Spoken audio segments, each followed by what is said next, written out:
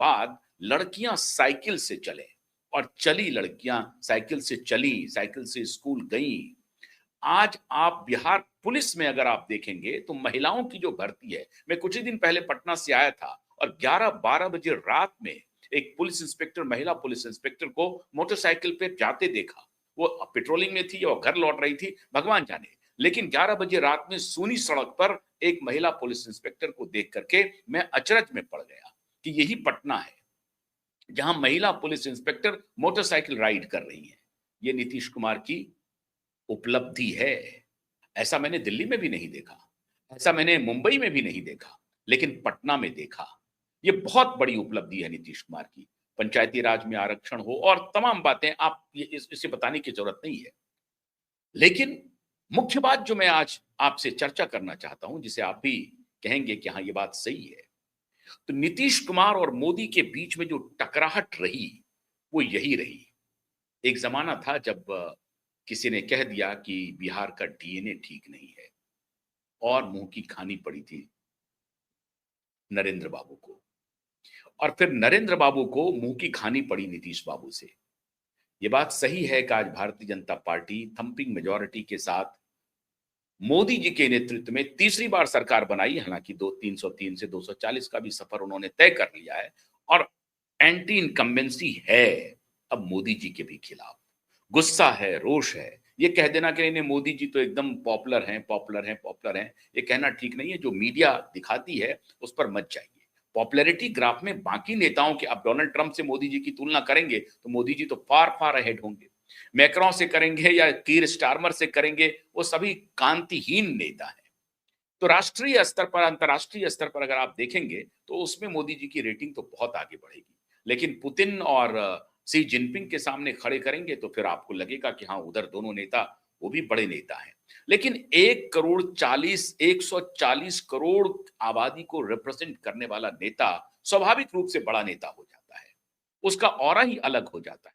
उस लिहाज से नरेंद्र मोदी एक कैरिस्मेटिक नेता हैं अंतर्राष्ट्रीय स्तर पर।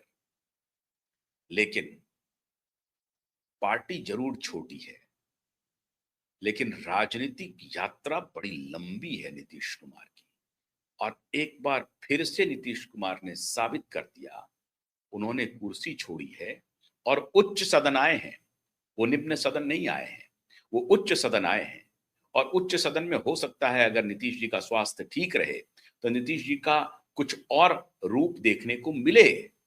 पूरे राष्ट्र को देखने को मिल सकता है, पूरे देश को देखने को मिल सकता है। और अगर उनका स्वास्थ्य ठीक हुआ तो कुछ बड़ी जिम्मेदारी भी संभाल सकते हैं। नोबडी नोज, आप ठीक हो सकते हैं। तो अगर उनका स्वास्थ्य ठीक हो गया, तो कल को कोई बड़ी जिम्मेदारी भी संभाल सकते हैं।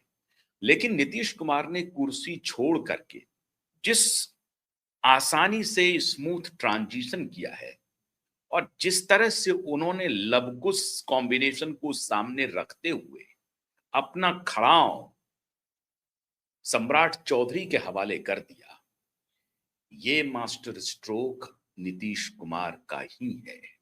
अभी तक लोग चर्चा कर रहे थे कि नीतीश बाबू भी अंततः परिवारवादी हो गए, कह रहे थे। और बहुत सारे लोग कहते हैं कि आखिरी समाजवाद की कड़ी है नीतीश कुमार। अगर लोहियावादी समाजवाद की असली तस्वीर आपको देखनी हो, तो जनेश्वर मिश्रा में देख सकते थे। बाकी तो लोहिया के जितने डिसाइपल हुए, उसके बारे में कुछ कहना ही नहीं है। वो तो परिवारवादी ही निकले और इसीलिए लोहिया के ऊपर भी अब लोग संदेह करते हैं, क्योंकि man is known by his company. उन्होंने किस कंपनी को पल्लवित किया, पुष्पित किया। तो लोहिया के डिसाइपल अगर मुलायम सिंह हुए या लालू जी हुए या और नेता हुए, जो स्वयं भू स्व केंद्रित 38 परिवार के सदस्य समाजवादी पार्टी के नेता हैं। 38 सदस्य वो एक ही परिवार के। लालू जी के बारे में कहना ही क्या, बाकी लोगों के भी बारे में क्या कहना। आखिरकार मायावती को देख लीजिए, अपने भतीजे को ही आगे बढ़ा रही है। काशीराम ने मायावती को चुना, काशीराम ने शादी नहीं की, कुंवारे रहे काशीराम, लेकिन मायावती को चुना। लेकिन मायावती अपने परिवार से बाहर नहीं देख पा रही है। तो ये तो स्थिति है तथा कथित सर्वजन हिताय और सर्वजन सुखाय वाली पार्टी की, बहुजन समाज पार्टी का ये हालत है। ऐसी परिस्थिति में नीतीश कुमार ने एक बार फिर से सबको चौंका दिया। कल तक लोग स्वीकार कर लिए थे, जेडीयू के नेता जो बहुत ही अपना स्वार्थ देखते हैं, अपने स्वार्थ के अलावा भी वो देख लेते हैं कुछ-कुछ नेता, लेकिन अधिक स्वार्थी हो जाते हैं। तो उनको लगता है शुद्ध पॉलिटिकल कॉम्बिनेशन के हिसाब से कि नहीं-नहीं नीतीश कुमार के बेटा अगर निशांत रहेंगे तभी पार्टी बचेगी, इसमें कोई शक नहीं है, ये बात सच है।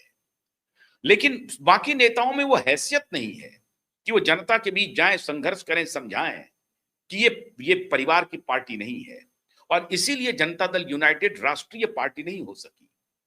क्योंकि जनता दल यूनाइटेड के नेतृत्व में वो दम नहीं है, वो ताकत नहीं है कि वो राष्ट्रीय विमर्श स्थापित कर सके, वो राष्ट्रीय विमर्श को फ्लैग कर सके।